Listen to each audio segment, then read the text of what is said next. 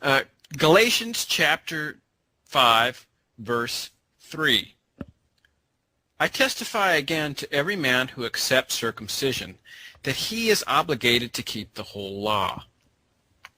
Now this verse really ties in with the last verse, at least to my reading of the text, as a little couplet within the larger context of Paul's point, which stretches all the way to verse 6 here, from 2 to 6. As we mentioned last time, Paul is making the point that circumcision, as mentioned here, is really the entire ceremonial law and Judaism in general. I think we both have kind of alluded to that point without actually saying it outright.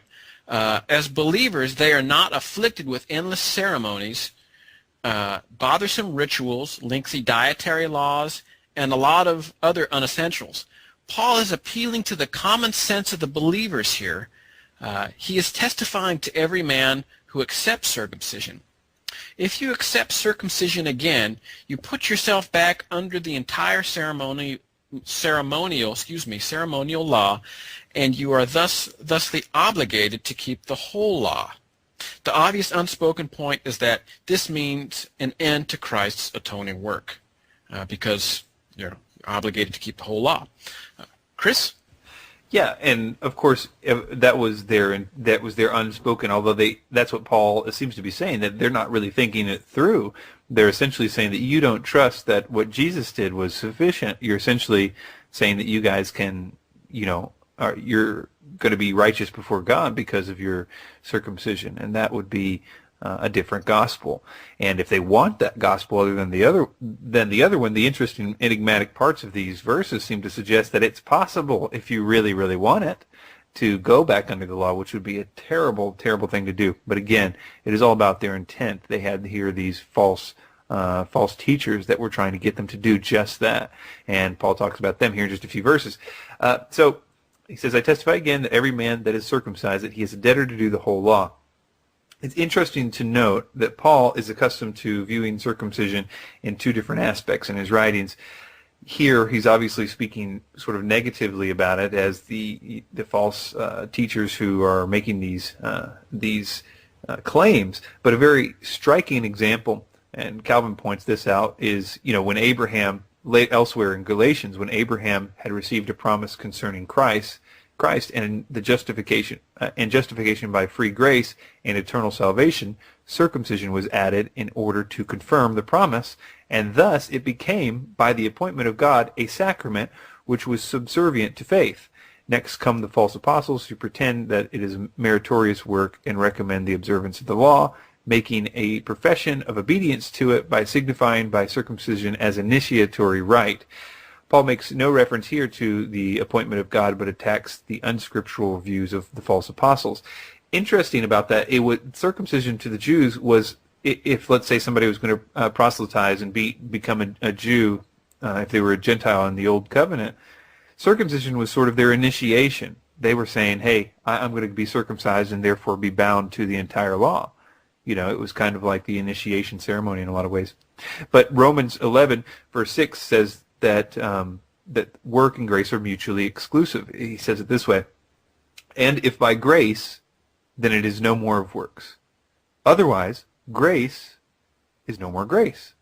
But if it be of works, then it is no more of grace. Otherwise, work is no more work. I couldn't resist. Here's one more fun fact about circumcision. In Genesis 17:12, God specifically directed Abraham to circumcise newborn males on the 8th day. Why the 8th day? On the 8th day, the amount of protothrombin present is elevated above 100% of normal, and is the only day in the male's life in which this will be the case under normal conditions. If surgery is to be performed, day 8 is the perfect day to do it. Vitamin K and prothrombin levels are at their peak. A doctor named Dr. McMillan observed, we should commend that many hundreds of workers who labored at great expense over a number of years to discover that the safest day to perform circumcision is the 8th. Yet, as we congratulate medical science for this recent finding, we can also almost hear the leaves of the Bible rustling. They would like to remind us that 4,000 years ago, when God initiated circumcision with Abraham, Abraham did not pick the 8th day after many centuries of trial and error experiments. Neither he nor any of his company from the ancient city of Ur or of the Chaldees ever had been circumcised. It was a day picked by the creator of vitamin K. And that's from Apologetics Press. Mike? I wondered if you were going to bring that in there. That is a great point, though. I've often been fascinated by that.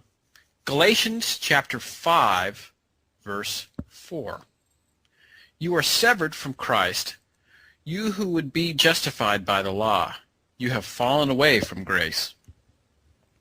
Now, for the next few verses, Paul makes the point of this outcome of keeping yourself under the law in 3 ways. 1, that Christ shall profit you nothing. 2, that they are debtors to the whole law. And 3, that Christ shall have no effect on you.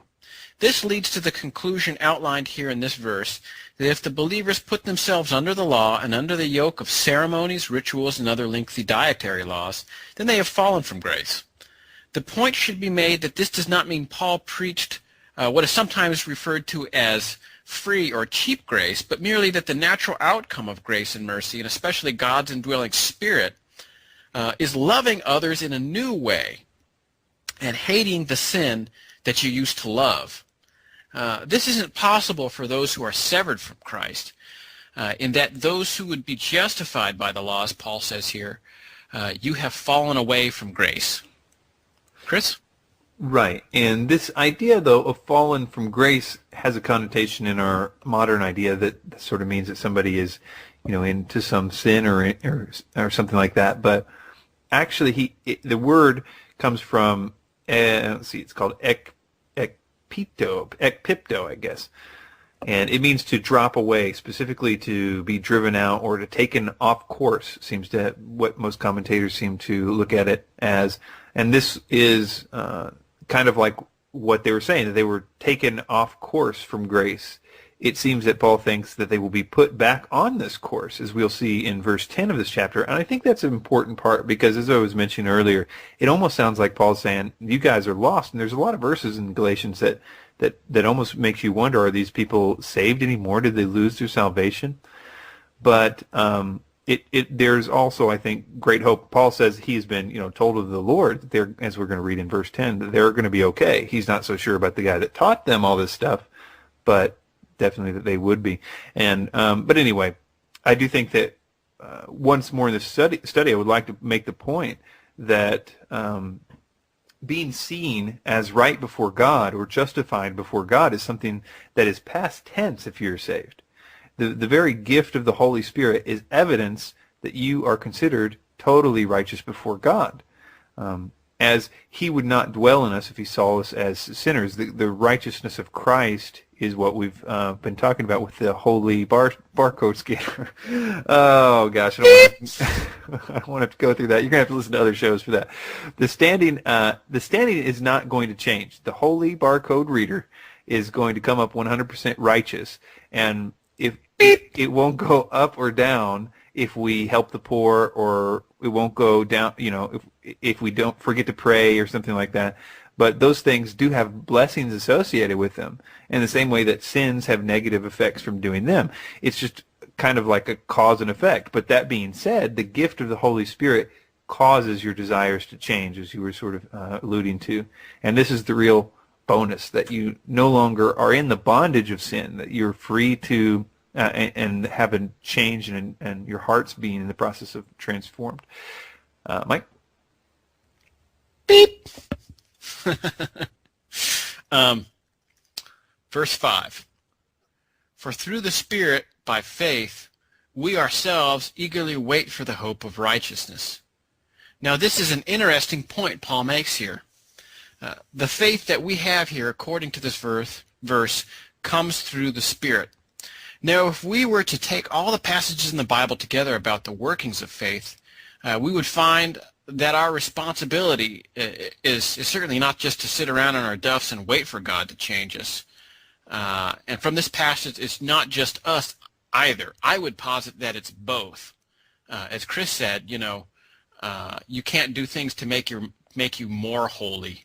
Chris and I often joke, we say about, when we have a good week and God is really moving and we've really done a lot of things, and it's really seemed like, through our actions, quote unquote, God's kingdom is advanced. We tend to joke about it and say, wow, I'm extra saved this week. Nothing could be further than the truth. David Guzik, who we stole that quote from, goes on to say, you're extra deceived if you're thinking like that. Within the larger context of Paul's point, which stretches all the way to verse 6 here, from 2 to 6. As we mentioned last time, Paul is making the point that circumcision, as mentioned here, is really the entire ceremonial law and Judaism in general. I think we both have kind of alluded to that point without actually saying it outright. Galatians chapter 5, verse 3. I testify again to every man who accepts circumcision that he is obligated to keep the whole law. Now this verse really ties in with the last verse, at least to my reading of the text, as a little couplet. Believers, they are not afflicted with endless ceremonies, bothersome rituals, lengthy dietary laws, and a lot of other unessentials. Paul is appealing to the common sense of the believers here. He is testifying to every man who accepts circumcision. If you accept circumcision again, you put yourself back under the entire ceremony. Paul seems to be saying that they're not really thinking it through.